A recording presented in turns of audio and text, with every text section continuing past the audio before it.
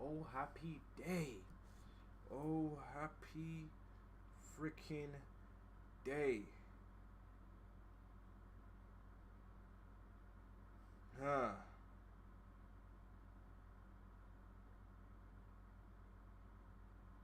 Hold on 1 minute, guys. Best league in the world.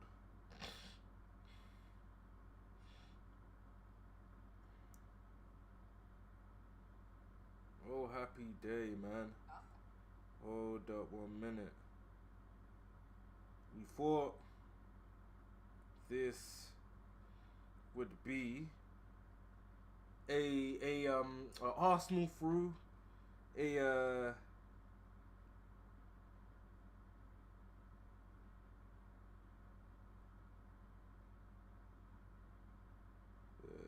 teams. I feel like there's a lesson to be learned by this, but give me a sec. Give me a second. Give me a second. Give me a second. Give me a second. Hold up. Let me send this to Gemini Hoops. Oh. Honestly, guys, I am very, very happy. Very, very happy. Not even gonna lie to you. Very, very, very, very, very happy. And I'll explain in a minute. Let me just get up that stream on the other tab. Oh, freaking hell. Freaking hell. Life really does come at you fast, man. You guys count out Real Madrid year. Shit. You guys count out Real Madrid year after year after year after year. You guys really don't learn. You guys really don't learn. Because at the end of the day, let me bring my mic closer to me so you guys can actually hear me properly. Okay. The audio should be better now. At the end of the day, when it's all said and done, man, you guys just gotta respect Real Madrid. You guys gotta just respect Real Madrid and Bayern Munich. UCL royalties. You know what I mean? UCL royalties. Let's see. Make sure you're liking the video, guys. Make sure you're liking the video. And if any of my friends are in the chat, let me know if you want to link, man. Because today we are cooking. Today is a cookout type of day. Let me bring the I need to see, where's the thing I was looking for. Okay, let's pull this up. Yeah. Okay. We got 2 people on the stream. Slap the like button. Let me know if you're here. And we'll break it down. Okay, Gemini Hoops, if you're in the chat, let me know if you want to hop on. Because this is going to be very chill, man, because both games are crazy. And when I said this in the past, these games are going to have massive implications to what's going to happen in the Premier League. And I'm telling you that for a fact. When you play these games and your squad is as thin and you're going into extra time, lapses of concentrations can happen, especially if you're in a title race of titles. I'm not saying I think Liverpool are going to win the league. As a Liverpool fan. Okay. I'm going to give you the link now, Gemini. Let me change my settings. Okay, let's do... Okay. Bonk. And let me... Hold up 1 minute. Let me downsize myself. Doink.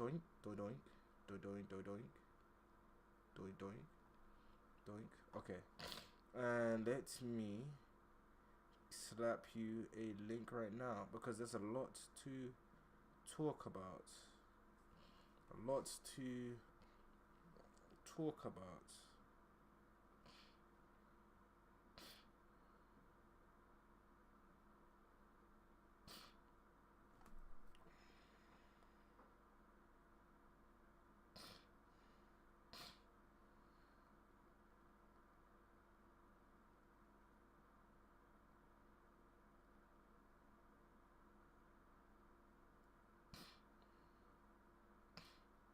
Okay, there's a lot to talk about.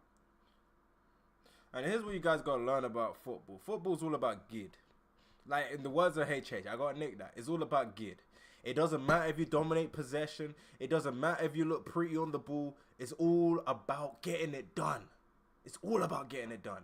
No one gives a damn whether you dominate possession. Because dominate possession means nothing. It's all about winning the damn game. It's all about winning the damn game.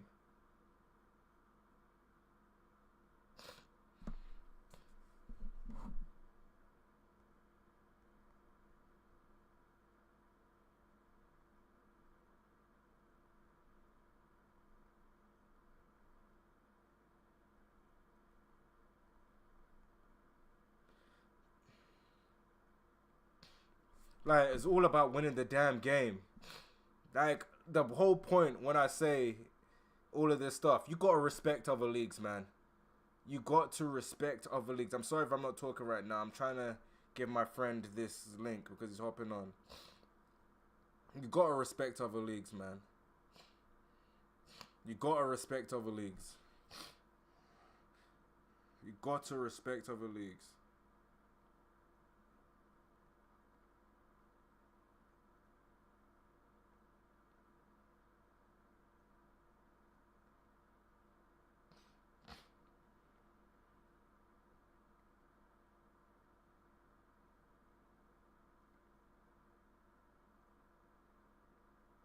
Okay. Let me know when you're on, Gemini. Send you the link. I need to find a way to make sure the stream's like up and running in like a faster pace, man. But yeah, man, it's been a minute since I've gone live. You gotta respect other leagues, man. Man City played well. Man City played well. I didn't really keep track of the Arsenal game that much, but from what I can tell, I'm gonna need the chat to explain to me what happened in the Arsenal game, but the result ain't looking good. And I said this to my brother's friend Ben, that if Arsenal, I said this to my brother's friend Ben, if Arsenal lose this game, this is a downward spiral. The Premier League's meant to be the best league in the world, and no teams are through. Liverpool on the brink of going out in the freaking Europa League. The Premier League is in the mud. The Premier League is in the mud. I repeat, the Premier League is in the mud.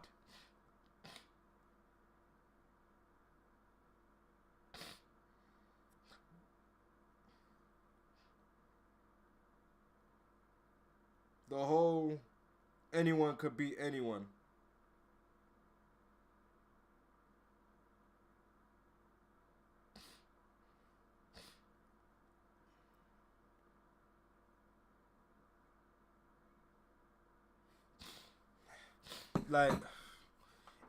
That's what people need to understand.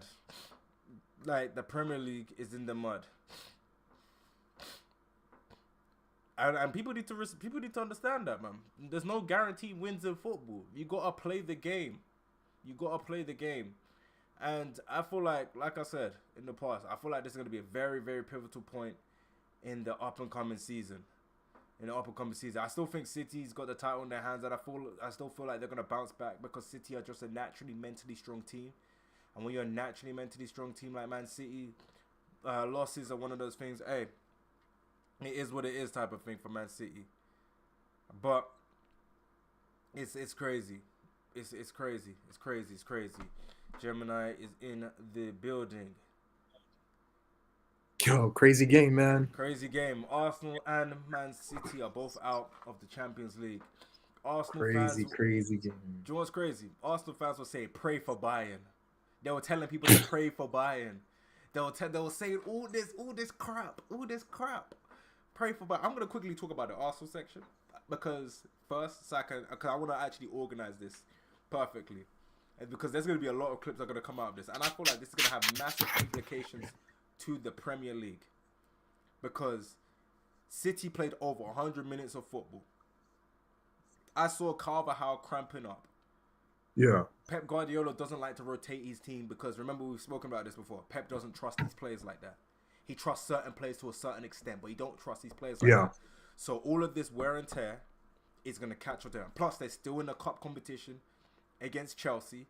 And Chelsea this season has shown to give them tough games. Regardless of what people think about Chelsea, they've shown to give them tough games. Cole Palmer. Have you seen Cole Palmer's stats this season? Not having. I don't have the stats up right now, but he's balling out, man. Let me tell you. Do you know Cole Palmer is joint top goal scorer in the Premier League right now? Wait, are you serious? Yeah, he's joint top goal scorer with 20 goals in the Premier League right now. I know 9 of them were penalties, but it is what it is. You still got to score the penalty. And do you know what's so funny? Do you know Cole Palmer is second in the league in terms of assists? So he's in the top goal scorer charts, and he's on the assist charts. Damn, he's making the Man City regret giving him up. Hey man, no lie, he's tied with Erling Haaland. Yep. He scored. That's wild. Did you see the last game? He scored 4 goals in the last game. Yeah, I mean, but then they were beating the hell out of them 6-0. Like, so I didn't even really pay attention much on that. But this is his first full season, his first full professional season.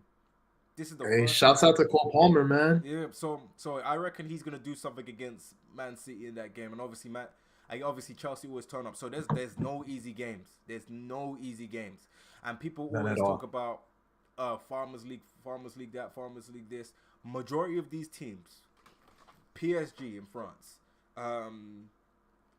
teams in Germany, freaking teams in Spain. These teams never go unbeaten. They always lose games. And the reason why they always lose games is because you can lose to anybody. It's not just a league thing, it's a football thing. So this whole Farmers League crap, this league is better than others. The only way you should really be criterion whether a league's better is entertainment. If you want to talk about quality, yes, you can see certain leagues have clear quality than others, but this is a lesson, man. As bad as Bayern Munich are, people are telling me that Bayern Munich are trash. Arsenal going to whip them 3-0. As bad as they are, when it's all said and done, you got to play the game. You got to play the game. You got to win the game. You don't just show up and win. Show up and win. Anything can happen. This is sports. This is high-level sports. This is high-level sports. This is what happens in high-level sports. And that's been my biggest thing when I'm talking to people about this. And I feel like this loss is going to hurt Arsenal more than Man City. Man City, them guys are experienced players. They're going to be fine in the long run. And, yeah. Well, then it kind of shows the mentality of those Arsenal players that they're just they're mentally weak then. If they let this game affect them, they were just mentally weak. No, but that's the thing about Arsenal have always been an almost team. They almost won the league last season. They almost got top 4 the year before that. They almost beat Bayern Munich. They've never been a team when it's pressure time, when it's time to win, when everybody's eyes are all on you, they don't turn up. They've always been that team. Man City, they're used to having the pressure because they've been there before. They know what it takes. They know what you need to do. They know how to grind out results. They know how to get victories. The thing about Liverpool is Klopp has squeezed the best out of players that are not really that good. Hey, but you know what's even bigger telling about this all is like what we talked about before is like this whole like getting specialist player. And I'm going to link it to basketball because, you know, the Warriors got eliminated last night. Oh, yeah, I saw that, man. Klay Thompson put on a disaster class. Yeah. You see, when you get players that are system-based players and not just going off of the like Ancelotti and what's his name, Pep, 2 totally different styles of coaching, you know. Ancelotti's more so like relying on like, you know, the individual brilliance of the players as opposed to just getting system guys who are just like robotic. And that kind of showed funny in 2 different sports. The Warriors have a bunch of system players, Klay Thompson being one of them, showing, and you know, Manchester City, you could say the same thing. And in high pressure situations where it comes up, those, you know, specialists or system guys don't end up showing up. They end up trapping coaches, where coaches have to keep the rotation short. You know, they can't really rely on other players that they have on the bench because it's like they're not going to bring anything to the game, you know, that they need, which goes back to like the individual brilliance coaches or the ones that just let players be who they are. They always win out time and time again. I totally agree. It looks good. Like I said, man. Like all people in the UK, when it comes to football, we're very, very, very, very, very, very, very arrogant. We think we have the best league because we watch that league. And I'm not saying it like the Premier League ain't the best league in the world. To me, the Premier League is the best league in the world. But it's the point. The point is, just because you are in the UK, you watch the league week in, week out, doesn't make it the best league in the world. But I mean, you can't judge the league based upon like how the teams do in Champions League. Like I feel like that's disingenuous. It's not fair. Like, you know, No, there's no, so many things that come into it. Like of I'm not course, gonna judge a Prem based upon that. of course. But the point is, if that what I mean by what I'm saying, it's not about more so judging them, because obviously you can't judge them. It's in Champions League, it's like 2 games you play against a team.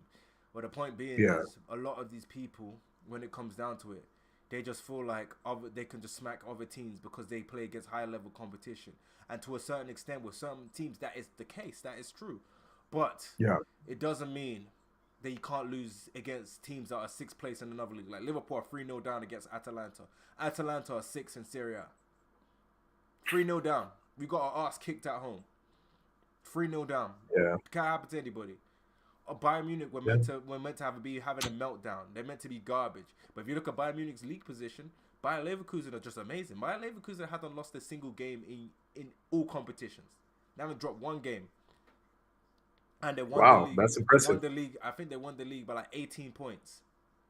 Bayern Leverkusen. Wait, Bundesliga's already done? Yeah, it's done. Bayern Leverkusen won. They won like 6-0 in their last game. Wow. So How many matches did they play in a season? I think it's like 30.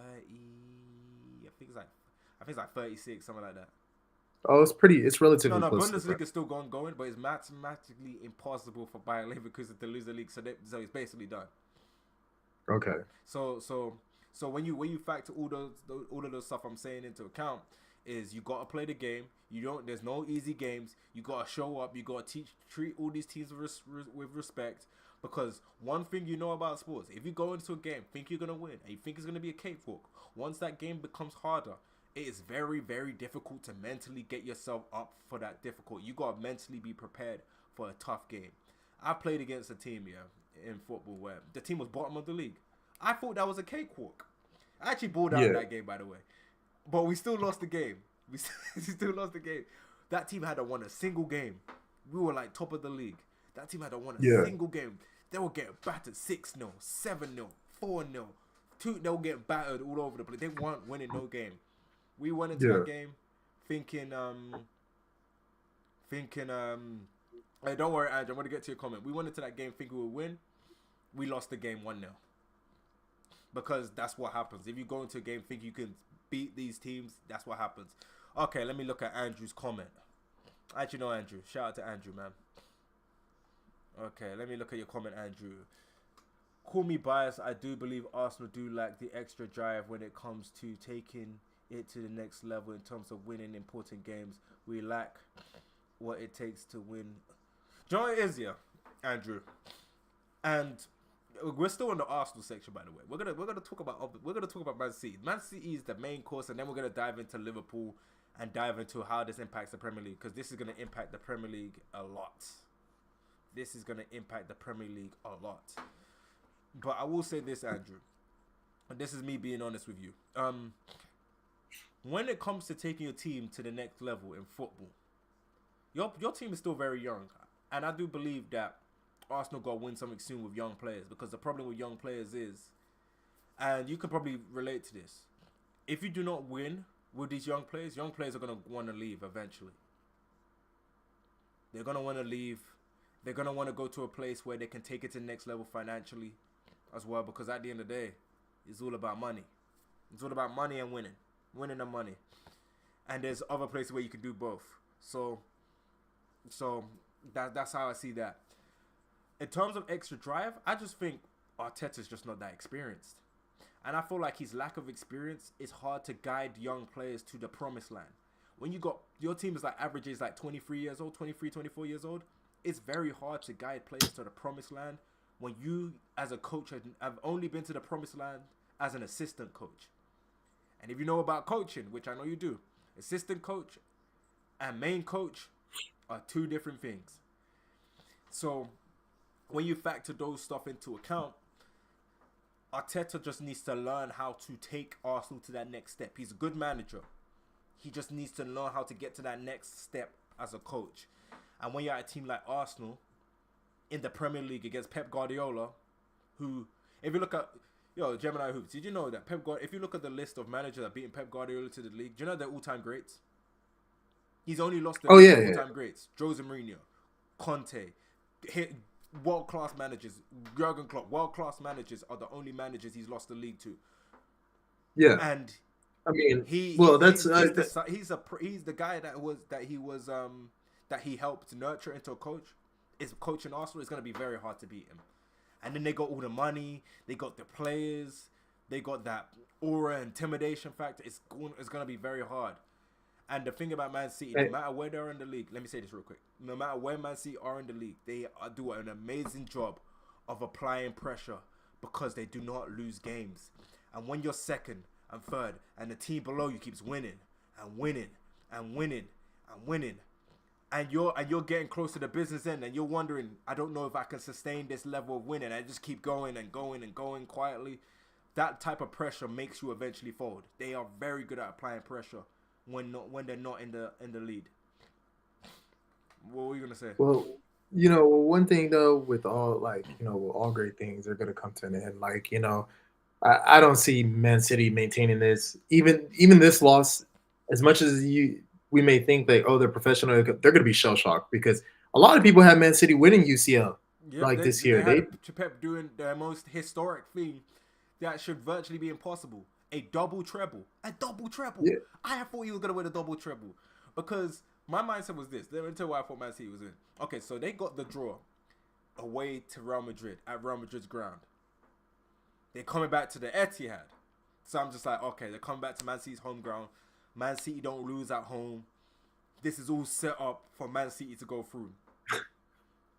And then Real Madrid, it's like what Thanos said. You should have gone for the head. Yeah. And then they just never laid down. If they had Mbappe, that junk ain't going penalties. If they had Benzema in his prime, that ain't going penalties. Hey, but on a side note, I hope you talk about this. Sorry to deviate a little bit. On a side note, this goes back to what I said. Jude Bellingham is winning Ballon d'Or. I don't care what anybody says. Once I seen Vinny get subbed out, and Jude played the whole game, went through, netted in a PK. I was like, he's winning Ballon d'Or. I don't care what anybody says. Jude Bellingham, and don't let England win Euros too. He's for sure a shoe-in. Do you know who has a shot for Ballon d'Or if they win? Who? You're sleeping on? Who? Harry Kane. Dog, get out of here now, man. Come on. Do you know why? Do you know why? Why? Do you know he's got like 40 goals this season? It doesn't mean anything. No, but to me, you have 40 goals. I don't care. Let me give you the context. He's on track to breaking the Bundesliga record. If Bayern Munich somehow win the champ, because there is the one thing people are sleeping about Thomas Tuchel.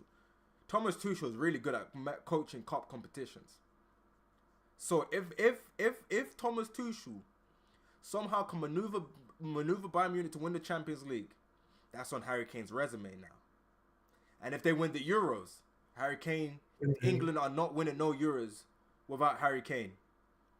So the fact, if he does one of those two things, or both of those two things, it's going to look better on him than Bellingham. Bellingham's going to win the Ballon d'Or. Don't get me wrong. That's going to eventually happen. But Harry Kane's having a historic season this year. I think Harry Kane, he'll find a way to squander it. He'll find a way to squander it. He's having a historic season because he can have all the historics. He's having, because I'm not gonna lie to you, Bellingham was not that great today. Man City dominated the crap out. Man City dominated the crap out of them. The only issue was Real Madrid. Who got the win though? No, but that wasn't down to Bellingham. That was more like a team effort. That game was a team effort type of win. That was a team effort type of win. That wasn't down to an individual. That was down to and Jude. What's his name? Vinny came off apparently because I think he had like a slight niggle of an injury or something. But yeah, still didn't finish it. But at the end of the day, what history's gonna see, Jude Bellingham played the whole game. Real Madrid won. He could win the Ballon d'Or, but he's winning the Ballon d'Or. I'm saying he could win Ballon d'Or, but if Harry Kane wins a trophy, they're giving it to him. That amount of, or even if Mbappe wins with PSG, he win a Ballon d'Or. Woo! Now Mbappe. that's somebody that I said that because of the politics behind it. That's the only person I say that they'll give it to Jude Bellingham, only because of politics behind Because it. you know how many Where goals they're like, Mbappe got? He got like almost 40. He got 45 goals. yeah, Like I'm telling you, they're we're in a stats era. We're in a very stats driven era. So these people care about the stats. If you can add stats plus trophies, and Harry Kane's narrative, is no one would have respected Harry Kane for winning the league with Bayern Munich, because Bayern Munich had won it 11 times in a row. But winning the Champions League with Bayern Munich, people will respect that. Winning the Euros with England, England haven't won anything since what, like the 60s. England haven't won anything since like the 60s. So that's gonna be a key pivotal factor. But let's see what Andrew's saying. I agree that fans do get tunnel vision when it comes to trying to determine what is a better league. Each league has their own challenges, but we do get blinded by the league we watch. Yes, I totally agree. Here's the thing. I do think the Premier League is the best league in the world in terms of entertainment. In terms of high quality, as the best league in the world. I do agree with that. But I don't think the gap is as big as everyone is making it out to be, where we're just going to smash everybody, because obviously that's not going to be the case. When it comes to sports, you got to turn up to win. You got to turn up and take care of business as usual. Like people that you may not believe could shock you can end up pulling out a surprise. That's what happens in sports. That's how sports is. People can pull out a surprise. Overall, man, Arsenal are going to come back again next year. If I was to say places that they can improve, I feel like they need a number 9. I would not go for Ivan Toney. I'll go for Alexander Isak. But the thing that would worry me about Isak, and Isak's goal record is made. 24 years old, got 18 goals in like 28 games. Alexander Isak is a baller. Remember that, Gemini? Remember that clip I showed you of the guy like landed on his head? Yeah. That was Alexander Isak. Absolute straight baller. I call him the reincarnation of Thierry Henry. The true reincarnation of Thierry Henry. Absolute baller, man. Amazing, but way too good for Newcastle. Way too good for Newcastle. He's an Arsenal striker. If Arsenal get him, if Arsenal had him this season, Arsenal will win the league. Because when it comes to crunch time, you need a bagsman.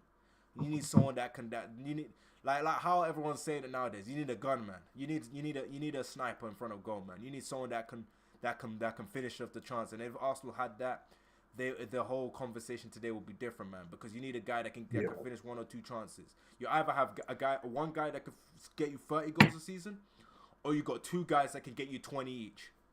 Liverpool. What's your thoughts on Saka then? Like, so what's up with Bukayo Saka? Like, what's your thoughts? We gotta talk about him. This is a good segue. I ain't gonna lie, man. I didn't watch Arsenal's match today. I thought it was gonna be boring. I'm gonna say this: the last 2 games, and I'll add the City game. Saka is turning out to be a choke artist when it comes down to big games. No. We gotta dive into the history of Saka's career. We gotta dive in. It all started when he was 18 years old. Remember, I spoke to you about this at the Euros. Yeah. When he bricked that penalty. This happened. He's building up a resume, and we gave him the excuse. He's young. I gave him that excuse. You gave him that excuse. We're like, he's young, man. Why did they let him take that penalty? We fast forward. When it gets to crunch time, in the Premier League last season, he bricks it up. When it gets to crunch time today, he bricks it up. When it got to crunch time against Man City, he bricks it up. Against Aston Villa last game, your boy Ollie Watkins cooked that game. He's having a tremendous season. One of the best players. Oh, shouts out to Ollie Watkins, man. One of the best players this season. He's helping me win some money. And you know what's crazy about Ollie Watkins here? And I'm gonna dive into the Liverpool section. He's one of the major reasons why I will not give up on Nunes. Because Ollie Watkins showed 0 signs of being this good throughout his whole entire career. He was a scrub last year, in my opinion. How old is he? He's like Ollie Watkins. Let me see. I think Ollie Watkins is like 25, 26. Let me see. Okay, yeah, he's entering his prime athletically. This is it. He's only gonna get better. And the thing about strikers is strikers normally peak he's 28. Strikers normally peak later on in their career. Something like When they get to 28, 30, 31, Ollie Watkins gives me the vibe of a striker that you're gonna see the best of him like 31, 32. That's what happens to strikers like Yeah, that's what I said. He's only gonna get better from here. and that's why I said about someone like Nunes. Nunes, you're probably gonna see the best of Nunes when he's like 27, 28. Don't know if he's gonna be at Liverpool. Don't know if he's gonna be that guy at Liverpool. But I will say this: I do think he's gonna have a very Hopefully, he'll be at Chelsea.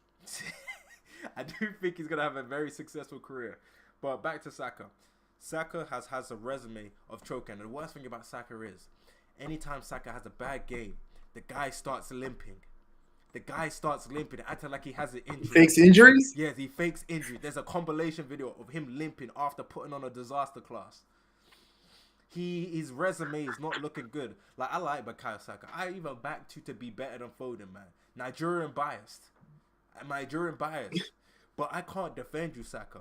You are out here putting on disaster classes when it matters the most. Man, we see you cook against Burnley. We see you cooking them against when it's the beginning of the season, when the game doesn't matter, and it's not winning time. But when it gets down to crunch time, I've seen you miss penalties. Oh, so he's a front runner. He's a big guy. Bukayo Saka, the front runner. That's what you should really name it. Bukayo Saka, the front runner. Arsenal fans say he's the star boy. Arsenal fans say he's world class. He's not world class because here's the thing about football. Football is all about the moments. It's not just about scoring goals. It's about when you score the goals. Yes, you need volume scorers. Like for Liverpool, the volume scorer for Liverpool was Salah.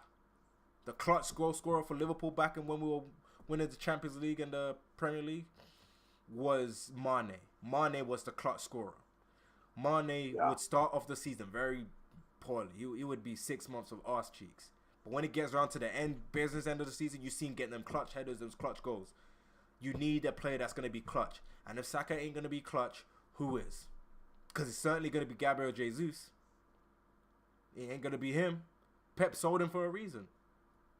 Pep had Gabriel Jesus, and was playing Phil Foden as a striker. And Phil Foden ain't a striker. Pep rather play Kevin De Bruyne up from than Gabriel Jesus. So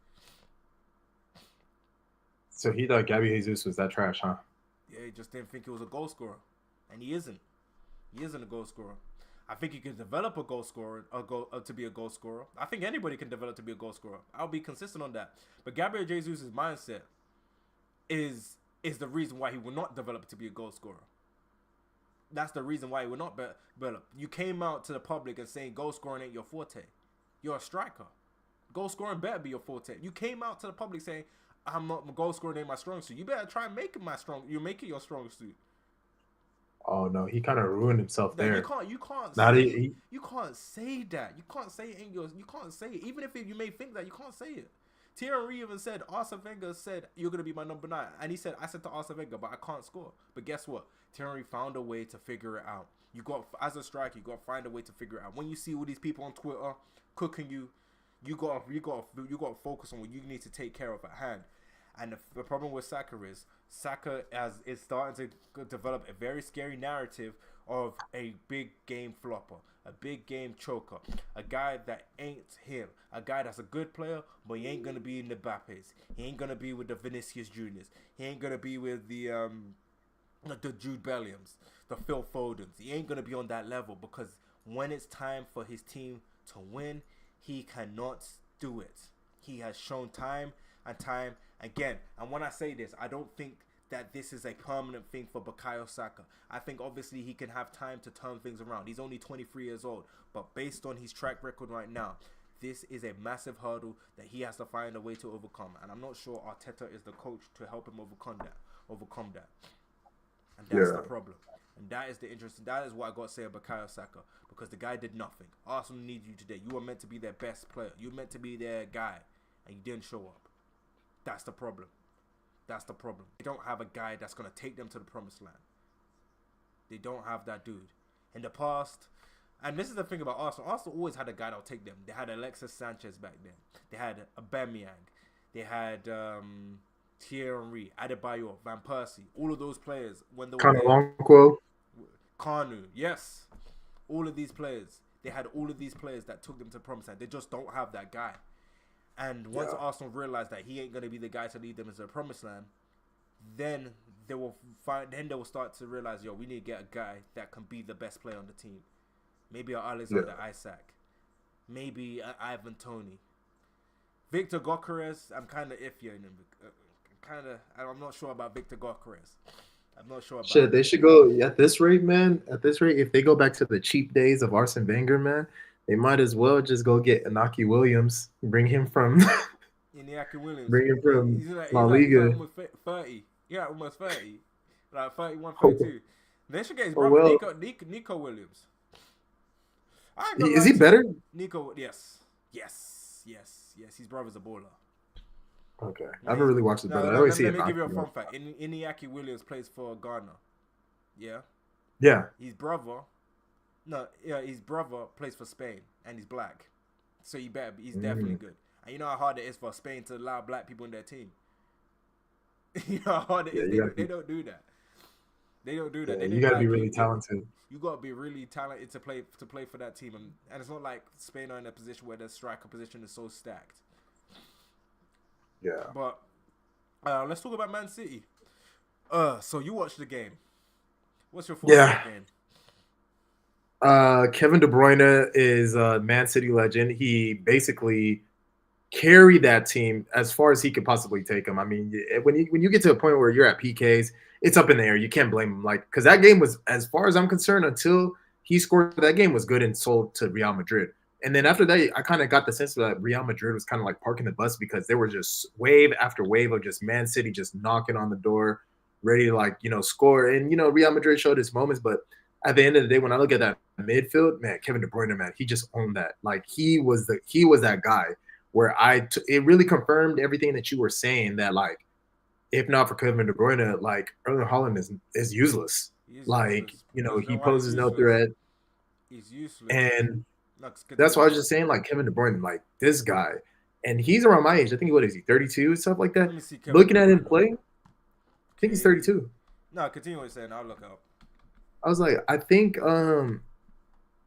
if he continues at least keeping his body healthy and everything like that. 28th of June. Okay.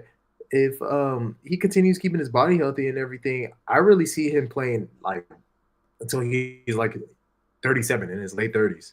I could definitely see a player like that playing into his late 30s. Mm-hmm. Easy.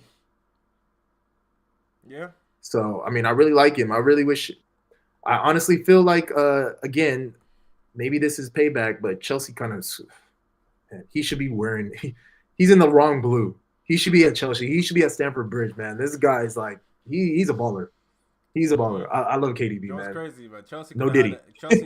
Chelsea could have had a front three of Kevin De Bruyne. They could have had Kevin De Bruyne at the 10. On the left, they had Hazard. On the right, they had Salah. They could have had that. They could have had that. They could have had that. And they would have still been effective today. Yep. They still would have been effective with today. Diego Costa down the middle. Prime Diego Costa. That team would have still been effective today. Yep. What I'll say about Man City is Man City played well. Great play. Great performance all across the board. Doku was pretty impressive for me. He tried to make stuff happen. I do feel like he's very limited because he just wants to go to the byline. He just wants to over dribble his players. Yes, he over dribbles his players. Him. He once people catch on how to defend against him, you can see how limited Doku is. But I will give Doku credit. He does try to make things happen. We need to talk about Haaland. For what, dog? He is what he is. Haaland. He is what he is. Haaland is the most limited striker I've ever seen in my whole entire life. He's a great scorer, but he's one of the most limited strikers I've ever seen in my whole entire life. We cook Darwin Núñez. People cook Darwin Núñez for being limited. But Haaland doesn't get involved. He has the ghost gene. Do you know what the ghost gene is? A player that Dude, you know how before I used to make the comparison? Before I used to make the comparison between him and Giannis, I said Erling Haaland is the Giannis Antetokounmpo of football. I got to take that back because that's disrespectful to Giannis. He's not. Do you know why? Because Giannis isn't that limited. Giannis got a playmaking bag. he got something. Yeah, Giannis will make something happen. He got a passing bag. But Haaland don't have a he may bulldoze through his opponents, but he'll make something happen. Yeah, that's the only thing that him and Haaland got in common. Bulldozing and I can't even. I like you said, it's disrespectful, man. What's his name? He's so freaking limited. Oh my gosh, it's so frustrating because if he can add the ability to get involved in play, to drop in, receive the ball to feet, give and go, and at least move, create. Because here's the thing: what Haaland needs to understand, you don't need to score to be effective. Stretch the defenders. Make yourself a nuisance. Make the defenders uncomfortable. We know when you get a chance, you will score. But you need to do more. You need to do more. You were asking Thierry Henry, how do I take my game to the next level? You need to take your game to the next level of finding ways to get involved when you're not getting service. You can't just be there waiting for the ball to come to you. Because guess what? If they shut down Kevin De Bruyne, if they shut down the playmakers, the ball ain't coming. So if the ball ain't coming towards you, you gotta go and put yourself in a position to make the ball come to you. Come short. What that's gonna do is you already got the reputation of being a guy that scored 50 goals last season. So if you come short, that centre back is gonna follow you. If that centre back follows you, look at the gap that's gonna open up in that space when the centre back follows you. You are creating space for other people. I need Haaland to make those type of runs as well to get other people involved. And if you don't do that, and you're just waiting for the ball to come to you so you can tap it in and it doesn't come to you, you're going to put up stinker after stinker after stinker. Because guess what? They're not going to try and close you down. They're going to try and close down the person that's passing to you. And if they close down the person that's trying to pass to you, they've killed two birds with one stone. Yeah. And that's the problem with Haaland. You need to find ways to get yourself involved. I don't... Like, people could talk about you. You think at this point, somebody like KDB is kind of frustrated with playing with him? After this match, you think you're going to start hearing chirps of him saying like, I can't play with this guy, like it's too frustrating? I don't think KDB will be frustrated. I think the coach will be frustrated. If anything, KDB won't be frustrated because at the end of the day, the other team's job is to shut down KDB. If they shut down KDB, you shut down Haaland. The thing about Haaland is a service striker, and people talk about, well, Haaland wasn't a service striker at the other teams. Was that the reason why he wasn't a service striker at the other teams? Because he was playing counter-attack. And when you play counter-attack, you're not facing against low blocks. The problem that Haaland has, and same with Nunes, these guys like to play in space. And when you're playing against a low block, it's very hard to find space because there's no space. Because the defense drops back. There's no space for you to run in behind. Now you got to collect ball to feet. I know you don't like collecting ball to feet, but you're going to have to do that. When you're on the counter-attack, there's so much space. Because counter-attack is basically equivalent in basketball to a fast break. So much space. Yeah. And when you have all that space, that's where you can be effective. That's the type of situations that you want to be in. And if you wanted to be in that situation, Haaland, do you know what team you should have joined? Chelsea or Man United. Because those teams play on the counter-attack. Actually, not Man United. Man United won't create you any chances. Chelsea would be the perfect team. And I'm talking about Chelsea back under Conte, Mourinho, Chelsea, when they had Willian and all them guys. That type of counter-attacking is what you need if you want to play for a counter-attacking team. Or even a Klopp team. A Klopp team would have suited you because you would have had a boatload of chances because Liverpool create a lot of chances in general. But you need to get involved, man. You need to get involved. You need to do better. Like you said, he's one of the most limited players out there. And that is why no matter how many goal-scoring records he breaks, he would never be better than an R9. Never be. He can break a bajillion goal-scoring records. He can never be better than R9. I can't believe that was even a debate. No, but people are saying that because obviously the number of goals he scored. But when you look at his ability, man, any top centre back that he's played against this season have shut him down. Saliba shut him down. Rudiger today shut him down. I thought Rudiger was he played pretty well today. He was alright. He's a good defender. Rudiger played really well under Thomas Tuchel's Chelsea that won the Champions League. Yeah, but then he had to leave and just leave us. You know why he left? I don't know, man, but he kind of did us dirty, man, in my opinion. He left for this. He left for this. And Real Madrid. Real Madrid gave you both. Yeah, he made a better economic decision. I just wish he could have stayed at Chelsea. Because Rudiger ran down his contract. And he wanted a certain amount of money. And Chelsea said, you're a centre-back. We don't pay centre-backs this much. And he's like, okay, bye. Hold on a second. But overall, Man City played well. They were very unlucky. Penalties is literally just the luck of the draw. We got to talk about Bernardo Silva's penalty. That was one of the worst penalties I've ever seen in my whole entire life. Bernardo Silva, what the hell were you thinking? honestly, Bernardo Silva, what the hell were you thinking? Poor penalty. Poor penalty. Yo, Andrew, if you're still in the chat, did you see Bernardo Silva's penalty? Very trash. Very, very trash.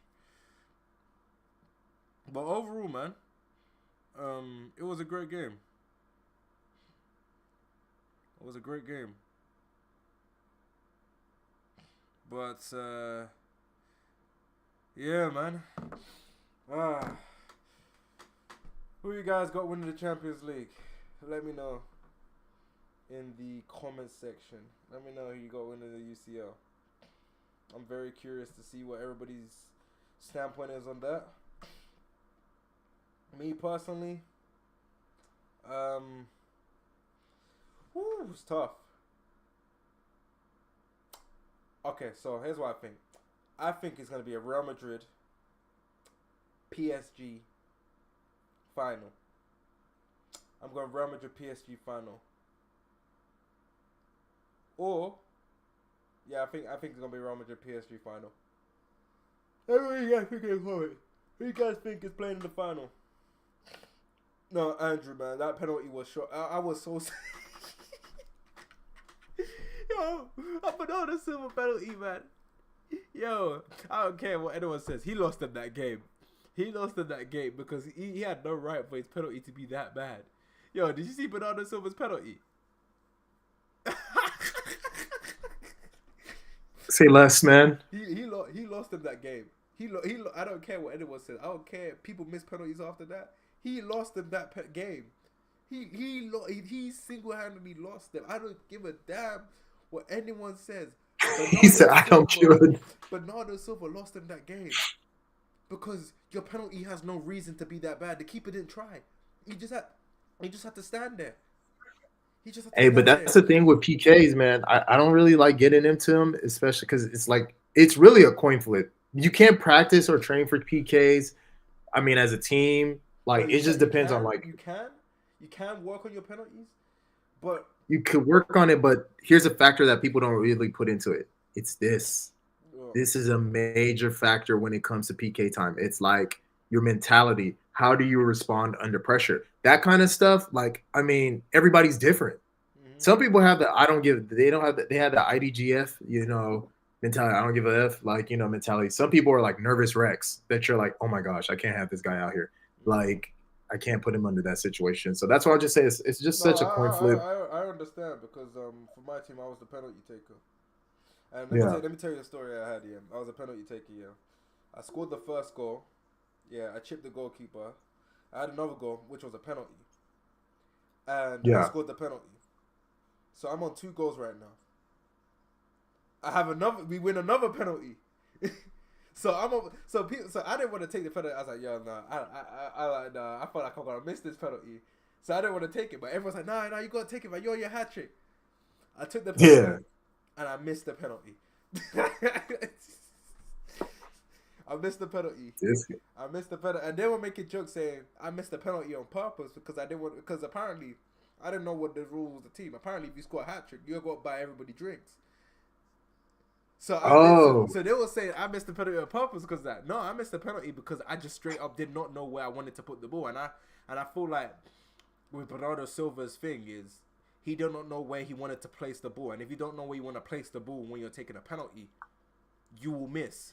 You need to know, when it's like going one-on-one with the goalkeeper. When you're through on goal, you need to know where you want to put the ball. You cannot second guess yourself in front of goal. Even if you miss, you need to be firm with your decision. That comes down to composure. That comes down to slowing down the game in your mind. And that comes down to being relaxed. And the only way you can get relaxed is repetition and scoring continuously.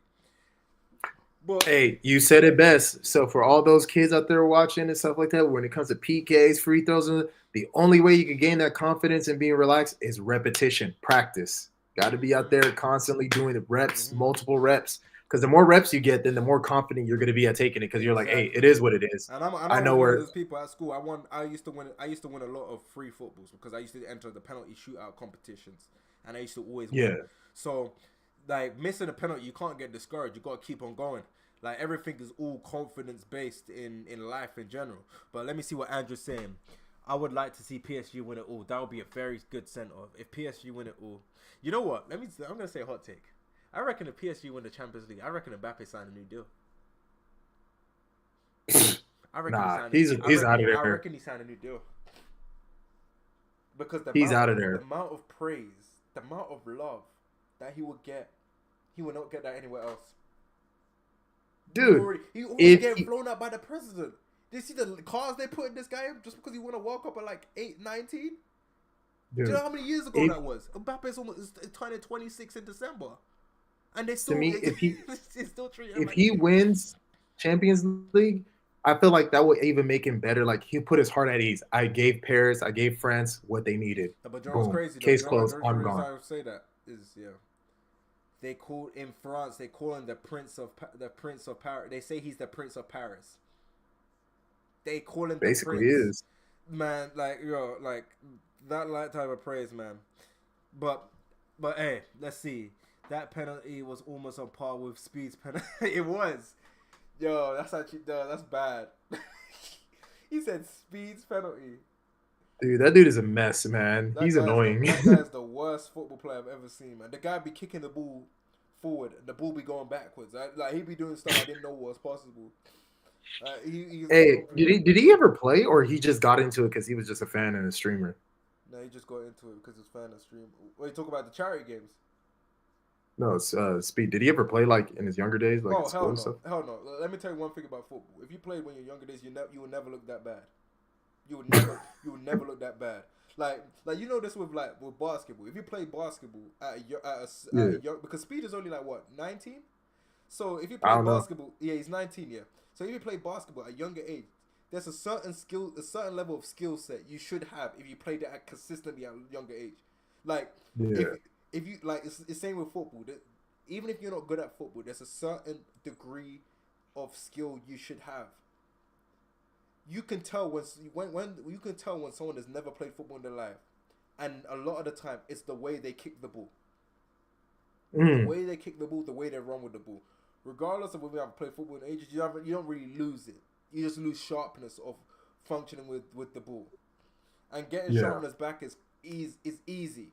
You just need to start playing again consistently. When you start playing again, everything just like one of those training sessions, it'll just click like that, and you're back to yeah. what you was before, or maybe you can improve on some stuff because you're smarter and all that stuff. So speed, he would never be at a level that he could be at a decent level, but it's hard for him to be at a base level because certain fundamentals in football are very difficult to learn at his age because he's his age, and the people he'll be playing with will not. Yeah. They're not on his. They're gonna be way better than him, even at.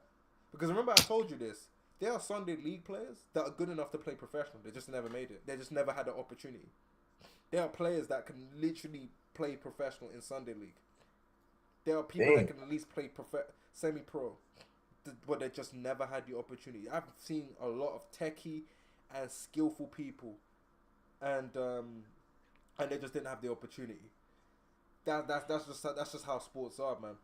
It's all about opportunity. Remember I showed you about that clip with Eze. That guy scored the winning goal against Liverpool on Sunday. That guy in that club. He had to carry on pursuing because that's how it is, man. This game is a business. Even Trent said I was the only person in my age group that made it at Liverpool in the Liverpool academy. Everybody else didn't make it. They put the same amount of dedication as me. They tried as hard as me, and they have nothing to show for it. I was the only one out of that group that had something to show for, and that shows you how deep and cutthroat. And a lot of these kids, when they had the mindset I'm gonna be professional, they don't. That shit's depressing. They go through depression and shit. I mean, you see that in all sports. Yes. Everybody goes through that because it's like this is something that you kind of made your life, day in, day out, 24/7, 365, and then it's not even something that you did. It's based upon other people saying, "I don't want you," and it's like that's really like killing. It's like, the definition they say, "Work hard, you get what you want." Some of them still make it. It's not an ability thing. It's just more so, do I like this person, and does somebody else think you can grow to what they need you to be? And Exactly.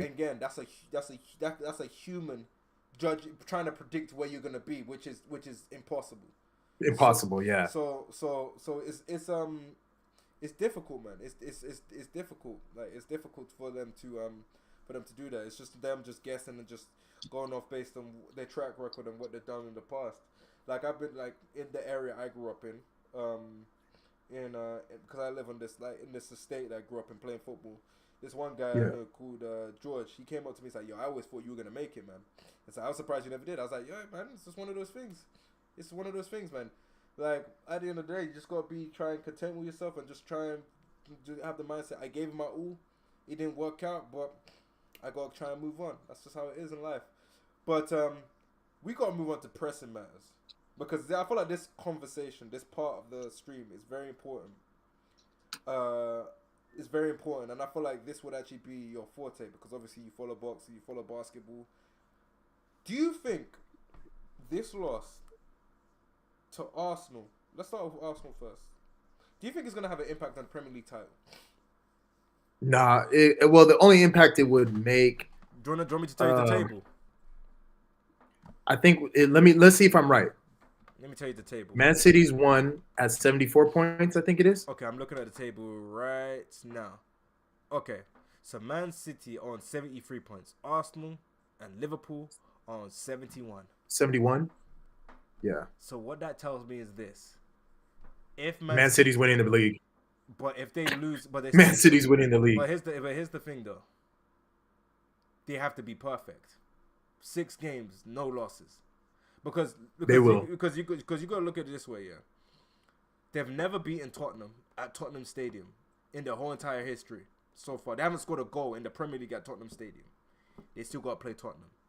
They still got another league game. They still got that Chelsea Cup game, which if you looked at how Chelsea have played them, every time they played them this season, Chelsea have been the better team against Man City every time they played Man City this season. Man City's team is a lot thinner than before.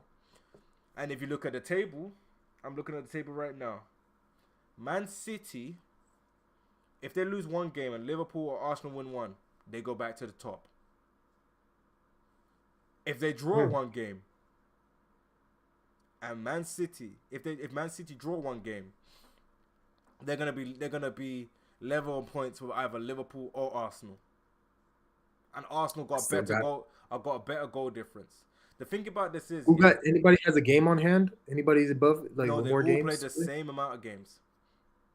So Yeah, when you, I still got Man. so when Man you City look at winning. it, no, I still got Man City winning as well. But when you look at it, yeah, it's not about whether the loss will affect them psychologically. It's about whether the loss affects them physically, because that was 120 minutes of football, and they got a lot of games that are close together, no gaps, barely any gaps in between.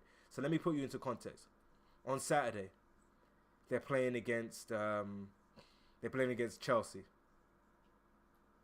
Kurt. On Thursday, they're playing against Brighton. They're playing again on Sunday.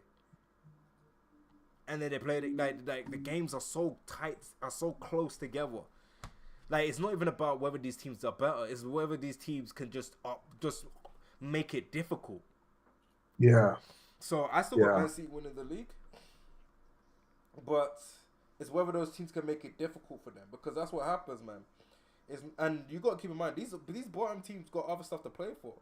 Tottenham are still trying to get a Champions League place. They're still trying to get a Champions League place.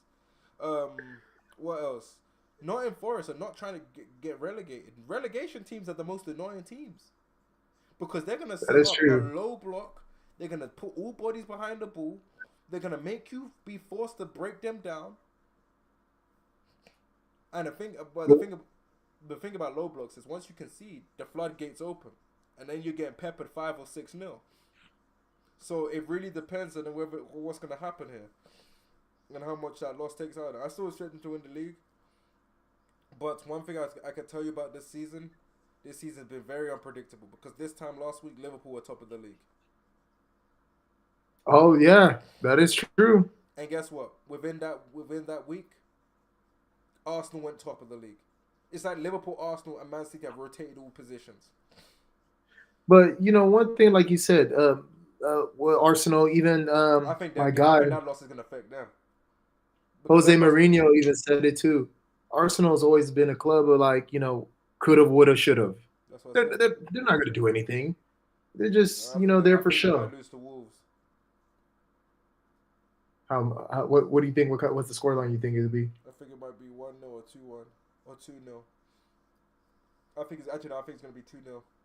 The reason why I say I think it's Dude, gonna be 2-0. it must be rough being The a reason I say it's gonna be 2-0 is Wolves gave Liverpool a lot of problems at their home ground. They beat Man City at their home ground. They beat the brakes of Man City at their home ground. They beat the brakes of Tottenham at their home ground. So Wolves have been getting victories at their home ground. And Arsenal have lost 2 back-to-back games. They lost against Aston Villa. They lost against Bayern Munich. And they most likely could lose against Wolves. yeah. Because one thing about Arsenal is Arsenal were at the pinnacle of the mountain, of the roller coaster. And you know what happens with roller coasters? The Come down. downslide is coming.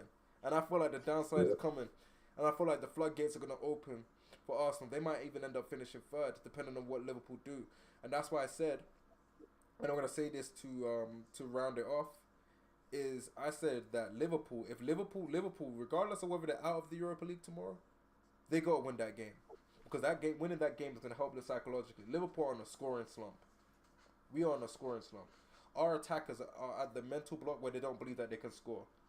So since we're playing well, but our team is not scoring and not believing that we can score, the best thing you can do is have one of those games when you're battering a team like 3-4-0.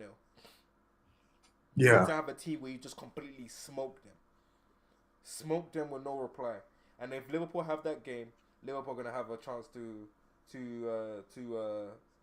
believe that they can do something. And if that shit awakens Liverpool, then Liverpool may have a tiny 0.5% chance of winning the league. Say just a little bit of chance of winning. I say 0.5 because Liverpool need Arsenal to lose and need City to lose, and to me personally, that's asking for too much. Yeah. Unless City draw and we just go on a goal, or we just go on a whipping spree where we're whipping teams 6-7-0 continuously. Well, you are a very pragmatic fan. One thing I do agree with you on is like, look at you had this tough match against Real Madrid, then you have an FA Cup competition 3 days later against Chelsea. That game's gonna be hard. And, yeah, they don't really have much of a break, Man City. I think, like you referenced, man. Cole Palmer scoring in that game. Cole Palmer, he's ready to win golden boot, man, for the Prem. He's ready to take it over, man. It was so funny. What? The fact that Salah still has a chance of winning is so funny because Salah was gone for like 2 months and he's still there. You know what's so funny about Salah? No person has created more big chances than Salah in the whole Premier League, and the guy was gone for like he went to AFCON.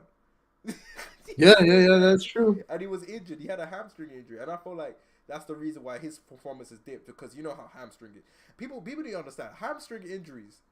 You don't just come back like this. It takes time. Yeah, man. Hamstring injury. And you know what's even deadlier?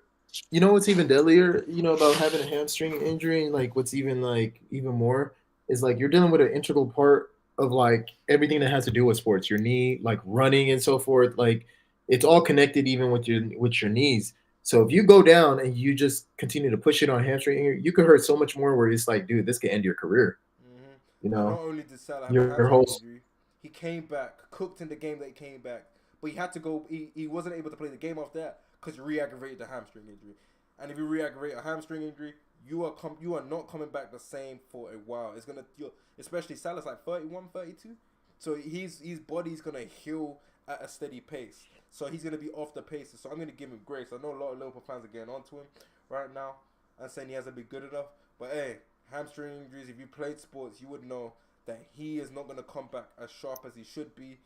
The job that Liverpool need to do is the other guys need to step up in that absence. In the past, he had Mane to cover his ass when he had them scoring slumps, and Mane had his ass covered by Salah. Yeah. So Salah needs a Darwin Núñez or Diogo Jota or Luis Diaz to cover him while he's going through that scoring slump. Because I made a Yeah. bold statement on this channel earlier, and I'm not gonna lie. Everything has been downhill since then. I said Liverpool have the best attack in the league, and ever since then, our attack can't score no more. You jinxed the club. I jinxed, man. So, well, I jinxed. I did not know Luis Diaz, a guy that's meant to be Mr. Joga Bonito, only had 10 assists in 2 years. That's garbage. Mr. Joga Bonito, my ass. Garbage. The guy could dribble past everybody, but his end product's his ass. I'm gonna go on a quick Liverpool rant. Núñez, you missed too many chances, man. I don't know how many chances we need you to score. We need you to be more clinical in front of goal. And I'm not gonna be one of those people that are gonna say, "Yo, you missing all these chances is the reason why we won't win the league." I'm not gonna be one of those people. But I will say this though: you should have scored against Luton, you should have scored against Atlanta, and you should have scored against Crystal Palace. If you scored 10 of the big chances that you should have scored, you will be sitting on 28 goals in all competitions. These are fine margins. Even though I do believe a lot of those games that you didn't score in, it didn't have an impact on the result. It would have just been just more of a bigger gap in terms of goal difference and whatnot. But I need you to be more clinical. I've backed you as much as I could. I've supported you as much as I could. But you need to deliver, man. Your shot selection has been poor. Very, very poor. When you should go around the goalkeeper, you want to chip. When you should chip, you want to go around the goalkeeper. We need better decision making in front of goal. Luis Diaz, I need end product. When you beat a man, I need you to either put a cross in or cut in and score the goal. I don't need you to dribble the man, go back to the man, and try and dribble him again, and then go back to him, and then lose the ball.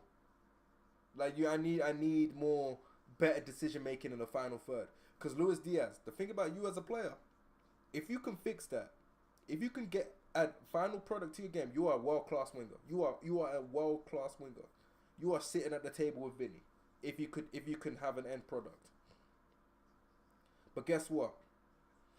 I can't say that you can, because this is up to you. Like all of this stuff. When I say these players, the reason why I don't say never with these players is because I've seen Diego Milito at 31 years old have the best reign of form in his career. We've seen Karim Benzema at 35 years old win the Ballon d'Or. People were calling him a scrub. People were calling him a bum. 35 years old, had the best reign of his career. I've seen people Inzaghi, the dude, one of the most ugliest players in terms of aesthetics on the ball, score a brace against Liverpool in 2007 Champions League final. I've seen players that were written off. Drogba peaked late. Drogba's best moments in his career was in his 30s. Like 28. I low-key call him the Steve Nash of like soccer. Exactly. He peaked so late, like, where people would have thought like, hey, this guy ain't nothing, but then ended up being a star like later on. Exactly, because at the end of the day, it's up to the player to figuring out what clicks for you. It's all about here. A lot of the time, these players have these abilities to do this stuff. It's whether they can bring everything that they have together, man. Like at the moment, I always describe it like this: Núñez has the keys to the house, and the house is the goal, but you keep using the wrong key. Yeah. You need to find the right key for each hole. Like when you get the right key for each hole, the doors will open, and that's what he needs to work on. Once he works on that, and I'm not gonna be one of the people that's gonna say his things are gonna come together. Once he's able to figure that out, then we will see the world-class player that we believe he could become. Because the potential will always be there.